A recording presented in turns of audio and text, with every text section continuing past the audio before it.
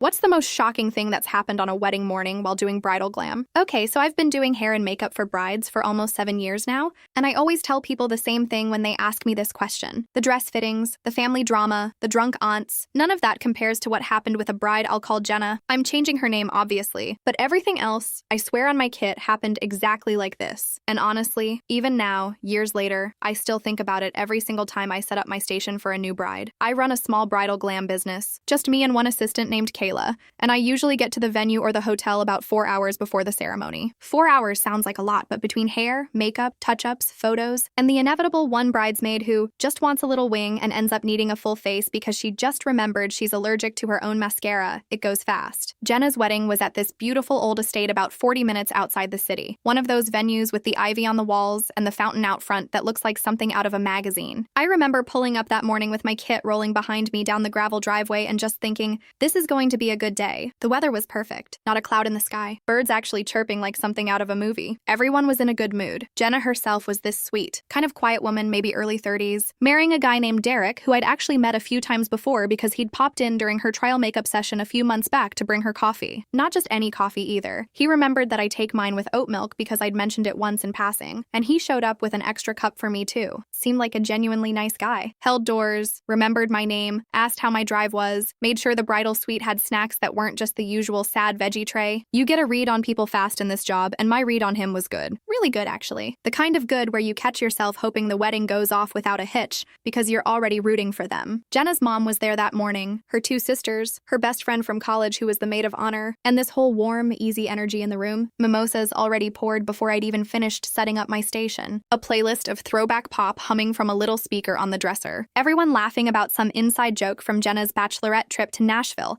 that involved a mechanical bull and someone's ex showing up uninvited to the bar, which in hindsight is a detail I probably should have paid more attention to. Funny how life does that sometimes. Drops little hints you don't clock until later. I always tell my brides to keep their phone nearby during the appointment because people need to reach them. Caterers confirming final head counts, the photographer asking about timing, the DJ needing the exact spelling of the couple's first dance song, that kind of thing. So Jenna's phone was sitting right there on the vanity next to my brush roll the entire morning, face down, buzzing every so often with texts from bridesmaids who were running late or family members asking for directions off the highway. Normal wedding morning chaos, nothing out of the ordinary, the kind of low hum of noise you tune out after doing this job long enough. I was about 90 minutes in. I'd finished her base, contoured her cheekbones, was starting to work on her eyes. This soft champagne shimmer she'd picked out during her trial and had been talking about for weeks because it matched the little flecks of gold in her engagement ring when her phone started ringing, not buzzing with a text, actually ringing, the old school ringtone kind of loud ring that cuts through a room and makes everyone go quiet for a second out of instinct. Jenna glanced at it without moving her head much because I had my hand under her chin holding her steady, and I saw her whole face just kind of shift, just for a second. A flicker, barely there, the kind of thing you'd miss if you weren't staring directly at someone's face for a living. Then she said, "Sorry, I have to take this, it's probably my aunt. She's flying in and always panics about parking," and she picked it up before I could even fully step back. I want to be clear, I wasn't trying to eavesdrop. In this job, you're literally inches from someone's face for hours at a time.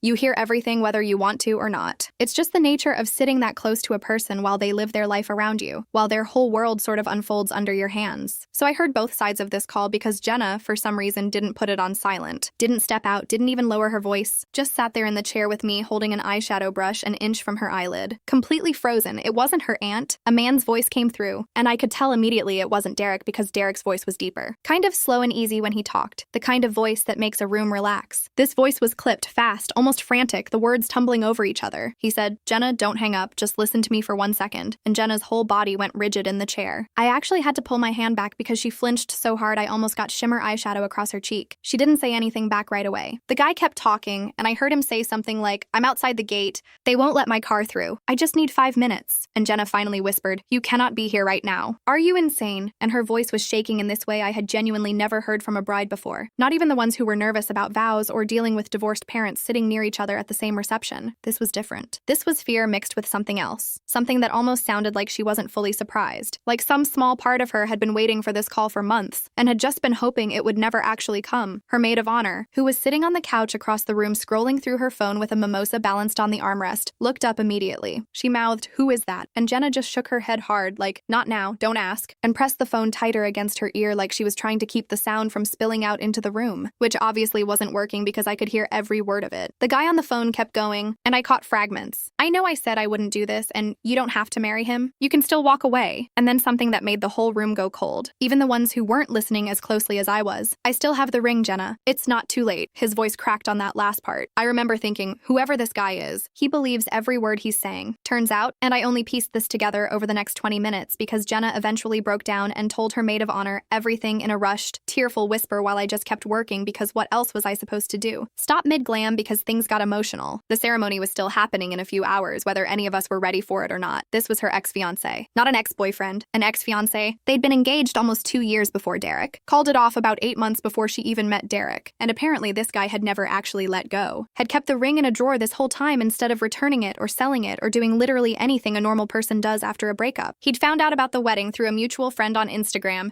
seen the save the date post and just spiraled from there. Drove 3 hours that morning without telling a single person where he was going, and was now sitting outside the venue gates in his car, refusing to leave, blocking half the driveway according to one of the valet guys who came jogging up to the house a few minutes later, looking completely bewildered. Jenna hung up on him mid-sentence. Just pressed the button, set the phone face down on the vanity like it had burned her, and sat there for a second with her hands shaking in her lap. I remember looking at her in the mirror and just asking, gently, in the calmest voice I could manage even though my own heart was pounding a little, do you want me to keep going, or do you need a minute? Because at that point, I genuinely didn't know what was about to happen. I've had brides cry happy tears before their makeup. I've had brides get cold feet and need a pep talk in the bathroom. I've had a bride's dog throw up on my kit bag once. But I had never had a literal ex show up outside the venue 30 minutes before I was supposed to start on the bride's hair, threatening the whole day with a ring in his pocket. She looked at me and said something I will never forget. She said, finish my makeup. Whatever happens today, I want to look like myself. And there was something so steady about the way she said it, this quiet resolve underneath all the shaking, that I just nodded and picked the brush back up. My hands were a little unsteady too, if I'm being honest, but you learn to push through that in this job. Her maid of honor went into full crisis mode, which honestly, I respected more than almost anything I've ever watched a bridesmaid do. She stepped out into the hallway to call security at the venue, her voice low and urgent, and about 10 minutes later, we heard through the window that there was some commotion out front. Raised voices, a car door slamming, someone shouting something we couldn't quite make out. I found out later that venue security, along with Derek's brother, who thankfully wasn't in the room to hear any of this yet, and was off somewhere getting ready with Derek 2 buildings over, physically walked the guy back to his car and told him if he didn't leave, they were calling the police. He left, eventually. Not without yelling something through his window that Jenna's mom, who'd stepped outside to see what was happening after hearing the noise from the front room, wouldn't repeat to me later. Just shook her head and pressed her lips together and said, that man has some nerve, in this tight, controlled voice that told me she was holding back a whole lot more than that. Here's the part that got me, though. Jenna never told Derek, not that morning, not before the ceremony. She made the very deliberate choice, while I was setting her curls with the wand, still trembling slightly, to not let this ruin her day, and to not let him carry that weight down the aisle with her, to not let this one man's inability to move on hijack a day she'd spent over a year planning. Her maid of honor tried to talk her out of keeping it quiet, said Derek deserved to know what had almost happened, and Jenna just said, without even looking up from the mirror, he deserves a wedding day where nothing goes wrong. I'll tell him tonight. And that's exactly what she did, apparently. Told me about it weeks later when I ran into her at a bridal expo I was vendoring at, standing there in her regular clothes with a coffee in hand, looking about 100 pounds lighter emotionally than she had that morning. She said she sat Derek down that night at the hotel after the reception, still in her dress with her feet up on the bed because they were killing her from the heels, and told him everything, start to finish, no detail spared. And he just held her, she said, didn't get angry, didn't spiral into questions about the ex, just held her and said thank you for protecting today. Which honestly, if that's not the most romantic thing I've ever heard secondhand, I genuinely don't know what is. But back to the actual glam session, because the wildest part, to me, is what happened after the ex left. Jenna's hands were still shaking a little when I was doing her final touch-ups, so I did what I always do when a bride needs grounding. I started talking about nothing, just filling the air with easy, meaningless chatter, asking about her shoes, complimenting her jewelry, asking if she'd remembered to eat breakfast because brides never do and then they nearly faint during the vows. Anything to get her breathing normal again, and pull her attention back into the room instead of out that window toward the driveway. And slowly the room came back to life. Her sisters came back in with the mimosas they'd abandoned mid-panic. Someone put music back on, quieter this time, and by the time I was setting her final look with spray, you genuinely could not tell that 20 minutes earlier there had been a man threatening to crash her wedding sitting outside in a Honda Civic with a ring box in his glove compartment. Finished her look with about 40 minutes to spare before photos, which honestly for a morning like that felt like a small miracle. She looked stunning. Soft glam, the champagne eye we'd planned, this glowy, dewy skin that took 2 separate primers to get right, because her skin had been so dry that week from stress leading up to the wedding. Little details I'd noticed but hadn't questioned at the time. When she stood up to look in the full-length mirror, she just stared at herself for a solid 10 seconds without saying anything, turning her chin slightly one way and then the other, taking it all in. Then she turned to me, eyes glassy but not crying, and said, I look like someone who's about to marry the right person. And I genuinely got a little choked up doing her final lash check because you don't get moments like that very often in this job. Moments where you can feel a person deciding right in front of you in real time who they actually are and who they want to become. I walked her down to where her dad was waiting to walk her down the aisle. His eyes already glassy the second he saw her, handed her off with a squeeze of her hand, and packed up my kit in record time so I could sneak into the back of the ceremony space just to watch, which I don't always do, but something told me I needed to see this one through. I watched her walk down that aisle looking completely calm, completely sure, like the morning had never happened, like there hadn't been a man screaming outside the gates less than 2 hours earlier. Derek cried when he saw her, full on, wiping his face with his tie, not even trying to hide it, and I remember standing in the back, arms crossed, thinking, this man has no idea what she just protected him from, and she's never going to make him feel like less of a choice because of it. She's never going to let this be a shadow over their marriage. The ceremony itself was beautiful, short, sweet. The officiant clearly a family friend based on how many inside jokes made it into the vows. And when they finally kissed and the whole crowd stood up cheering, I actually had to step outside for a second because I got a little emotional myself, which almost never happens to me anymore after this many weddings. There's something about watching someone choose, deliberately and quietly, to protect a moment for someone else. That gets me every time. I've done probably 200 weddings since then, and nothing has ever come close to that morning. Not the dress disasters, not the family fights over seating charts, not the one time a bride's dog ran off with her veil in its mouth halfway through the ceremony rehearsal,